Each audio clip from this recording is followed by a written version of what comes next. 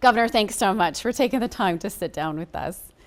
As you look at the last few days now you have in office, what's still on your to-do list? Well, Western North Carolina recovery is a priority right now. You know, natural disasters are more ferocious than ever, and this was the deadliest and most devastating storm that has ever hit our state. So we're working to leverage federal money, state money, nonprofit, private money to help Western North Carolina rebuild and recover. I'm also working on the transition. I want Governor-elect Stein to be able to move in seamlessly, and so all of my cabinet secretaries and people who are working in the governor's office have been preparing transition documents and working with his team to make sure that he's ready to go on day one. I'm continuing to do the things that we normally do, and then in January it'll be a very different time for me. But oh my gosh, to have had the opportunity to wake up every morning to lead the state that you love so very much has been the honor of my life, and I am so deeply grateful to the people of North Carolina for giving me that chance. I want them to know that I valued every single day, and I'm grateful for it. As you look back on the last 8 years, what's your most memorable moment as governor? Well, I think in December of last year, December the 1st, when Medicaid expansion opened, and I was there at the beginning in Charlotte at the enrollment center, and I gave a health insurance card to Penny, who had struggled for years having health insurance. She'd had cancer. To give that medical card to her with tears in her eyes and admittedly some in mine was a very special day, because that day we began the process of signing people up to get health insurance. These are working North Carolinians who had been making a little too much to qualify for Medicaid, but not enough to qualify for subsidies under the Affordable Care Act. And since that day, we're getting close to 600,000 people who now have health insurance. That's within a 1-year period. We thought it was going to take 2 years to get there, but it shows the crying need for that. And that was just a special day, and one that I'll always remember. Especially because you worked very long and hard for that moment. And, So and everybody did. Everybody around the state who knew how important this was. It's the working families bill of the decade. And Penny, for example, was just like so many people who worked hard, but she just couldn't afford health insurance, and some of the businesses she worked for couldn't afford to give it to her. Now she has it. But just as a quick aside, we found out that a lot of people had medical debt who had been going uninsured, and we've come up with an innovative plan to help remove $4 billion in medical debt for almost 2 million North Carolinians. So that's an innovative blueprint that we're hoping the rest of the country can follow. No secret that your name has been tossed around as perhaps the next candidate to run for Senate in 2026. Democrats, recently have not been so successful federally, statewide in a race like that. What makes you different? Well, first, I don't know that I'm going to do that. One thing I promised Kristen, my wife, is that I would take a couple of months after I leave this job and decide what it is that I want to do with my life and how I can help continue to make a difference and contribute to the public good. And I think there'll be a number of opportunities that I would look at. That would be one of them. But that's a decision that I am not going to make right now, and I've got a little time before I have to make it. What do you have left to do? You mean here as governor, or just? I just mean in your life as a political and a public servant. Yeah, there are a number of things that you can do to move the ball down the field. So many people are working hard on early childhood education, supporting our public schools, making sure we're trying to connect every household to high-speed internet. there are different jobs that you can do and different things that you could do to continue to advance those things. You know, when I took office, I had a mission, and that was to help make a North Carolina where people are better educated, where they're healthier, where they have more money in their pockets, and they have opportunities to live lives of purpose and abundance. Everything we've done has been geared toward that mission for North Carolina, and I don't know why I can't continue to let that be a mission for me in whatever it is that I do next. You are also on the short list to run as VP with Kamala Harris. How did that conversation go when you decided that it was not the right time for you to take that role? Yeah. So Tim Walz was a great candidate for vice president. That was the right choice for her. I'm sorry that she was not elected. I think she bore the weight of incumbency in a change election. People wanted change, and I don't think there was anything else that could have been done to prevent that. But I think she understood completely. I got out and worked very hard for her, spoke for her at the convention. It just wasn't the right time for me. I was concerned too about our lieutenant governor, who might be calling a press conference every day I went out to come to campaign.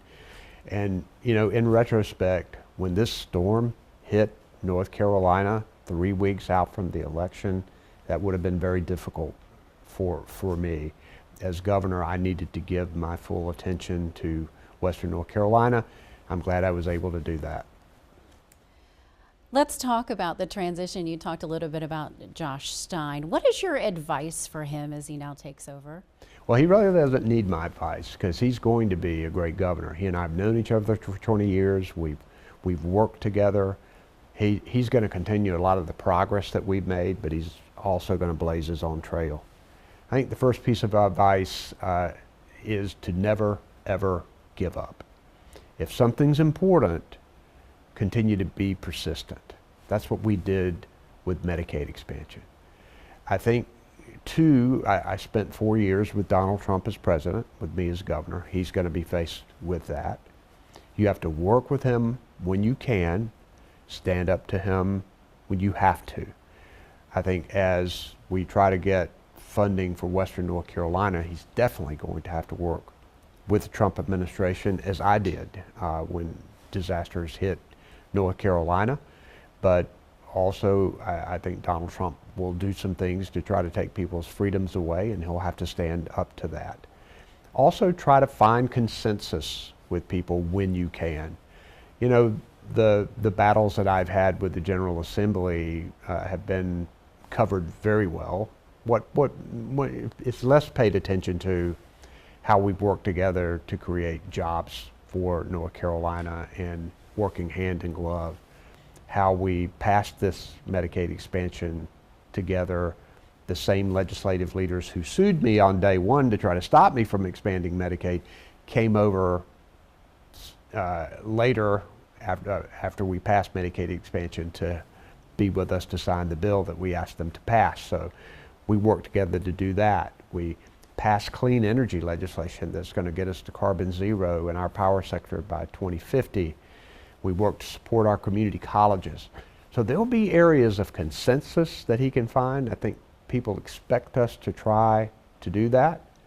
But he's also going to have some battles on his hands, and I think he'll know how to handle it.